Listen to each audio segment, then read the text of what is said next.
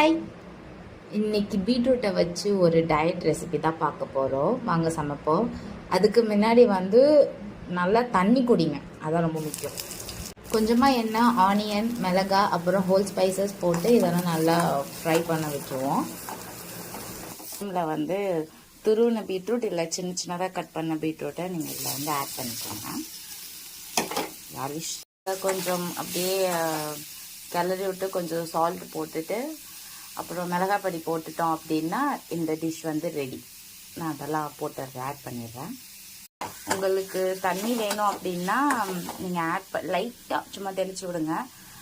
நான் தண்ணிலாம் தெளிக்கலை, இதிலே வெந்துடும்.